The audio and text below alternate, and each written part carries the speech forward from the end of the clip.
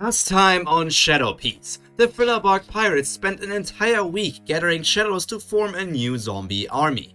Brook got to act as the harbinger of death, and he defeated many New World pirate crews and also a few patrolling marine vessels. Sanji trained his kick together with Absalom. While they were doing that, all of the girls spent some casual time on the massive island ship. On the opposite direction from Elbaf, the new giant warrior pirates were teaching their new member Tyr things around the ship, until a marine ship led by Vice Admiral Stainless encountered them. Stainless was sent out to follow the rumors of the New World Grim Reaper that recently appeared, but this search was interrupted by the giant crew. This marked the first serious battle on open sea for the great swordsman from Elbaf, and his inexperience quickly showed. His fire techniques hit the Vice Admiral quite hard, but they also damaged their own ship. Stanson loudly let the newcomer know exactly that, and Rhodes sent the marine member flying into the ocean. Using the time the marines had to take to save their leader, the new giant warrior pirates sailed away on the already predetermined path. On their way to Hachinosu, the Strawhat Pirates surely would not meet anything dangerous for them.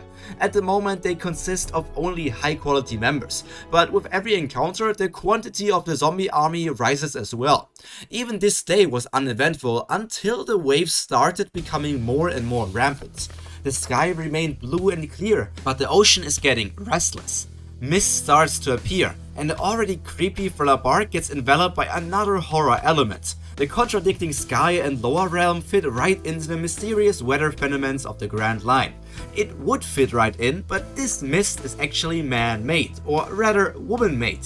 A ship as big as an island, and still it gets completely surrounded in a matter of minutes. 56 ships form a circle around the Strawhat, and this doesn't go unnoticed from the 4 horsemen of Apocalypse and their leader. However, none of them are nervous. The number of people surrounding them is in the thousands, but if Maria gets serious, that number would drop to 0 in a few seconds.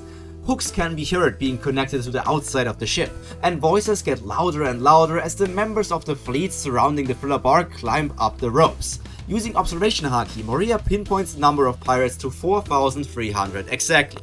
The perfect opportunity to test out the new zombie army. Zombies versus intruders. The best way to welcome anyone on the ship of the Goddess of Death. With Maria's increased control of shadows after he awakened his fruit, he doesn't even have to fear them disappearing if they get defeated. And in this scenario, it's a very good thing. One after the other, the shadows fly towards the Shadow Emperor. From every single direction they are coming, but in one is happening at a much higher rate. Seeing the dark purple spheres flow towards Maria, a pair of powerful adventurers rushes at them. Our Dark Emperor doesn't even think about dodging when they arrive, leaving it all to his musician instead. Brook takes out his cane sword and parries both attacks easily, and with a pair of swift piercing strikes, he moves behind the invading pirates.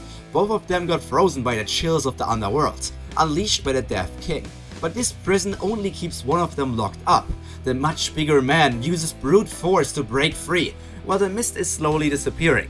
All of them basically already knew who was attacking the Strawhat ship, and the invader himself also knew who the ship belonged to, but he should be dead.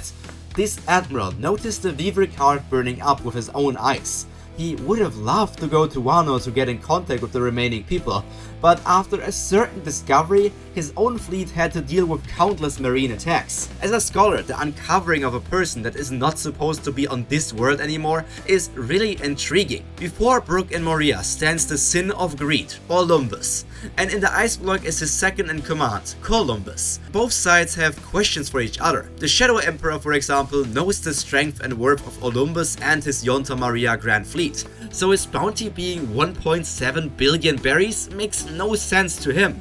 After unfreezing Columbus and dealing with the attacks of the remaining fleet members, the situation calms down quickly, and the time for discussion has come. Having almost daily battles against marines has both Olympus and his right-hand woman very exhausted, but it also resulted in all of their fleet members growing more powerful.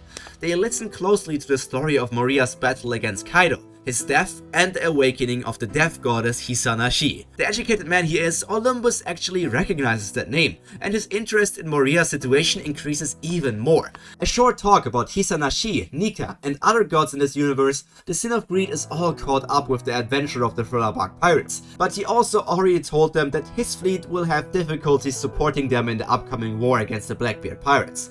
It is not because he doesn't care, or because he doesn't want to do his job as one of the sins of the Fleet of Death. It is simply because the Marines are always on his tail since over a month now. Just like every commander on the Fleet of Death, the Sin of Greed was very active over the last months. Ever since they won on Dressrosa against Doflamingo, there was not a single boring day for them. At first, Columbus takes part in the conversation, but when Sanji asks the group if they want something to eat, she follows him into the kitchen. In fact, she doesn't even know anything about cooking, but just like her admiral, she is an order freak, and she won't allow anything being wrong in the food. Everything has to be made according to the rules. The journey of the Yunta Maria Grand Fleet started simple. As a member of an up-and-coming pirate fleet, the Marines didn't let them sail casually across the sea, but initially there were still days of peace. They even had the time to virtually take part in an auction in the North Blue, where they won the Logia devil fruit called the Mist fruit. It got delivered via the Express Queue, a subdivision of Big News Morgan's World Economy newspaper.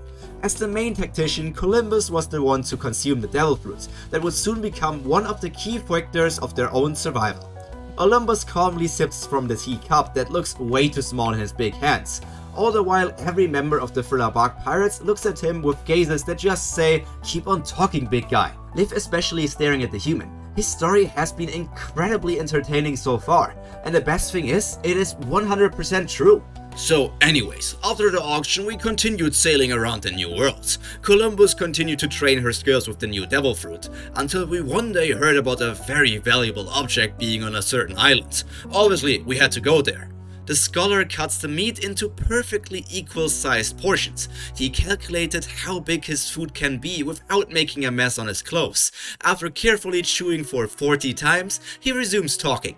It was hard to go unnoticed on the island, but with the help of an incredibly misty day, if you catch my drift, we snuck past everyone that managed to take the object, but that only led to more problems for my fleet.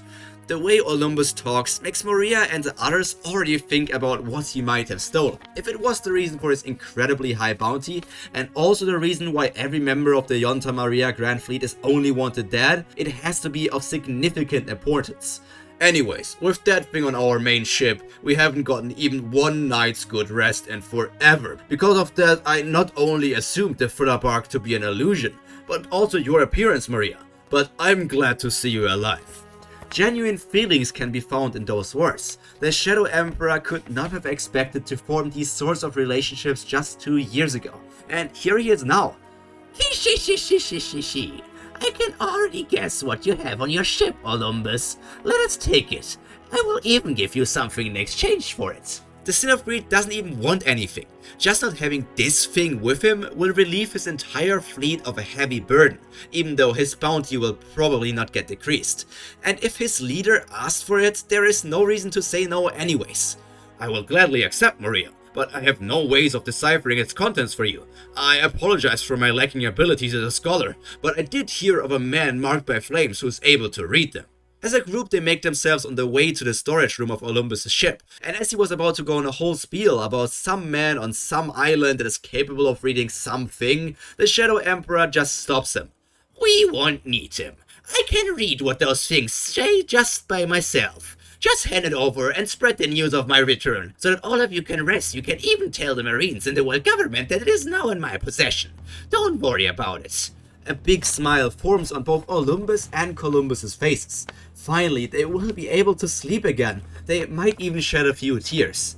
When they open the door to their storage, Maria already expects to see a poneglyph. The only question is, will it be one of the instructional ones on where to find a historical poneglyph, or will it be a historical one already? Maria wants to learn every secret in the world, so he will have to discover and read all 30 poneglyphs. I can't wait to read what those ancient peoples have to say. Just as excited as a school kid on its first day, Maria stares into the room, only to drop his jaw and scream, "Wait a second! Why didn't you tell me it was red?"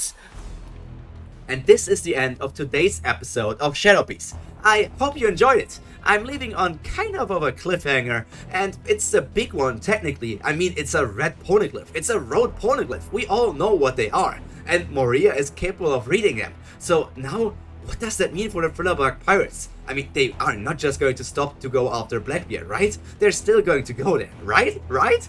I mean, we're going to find out in the future episodes of Shadow Piece. You can tell me your theories, what's going on here. But for now, all that's left to be said is stay happy, stay healthy, and most importantly, stay cultured. Pyro, out. Bye!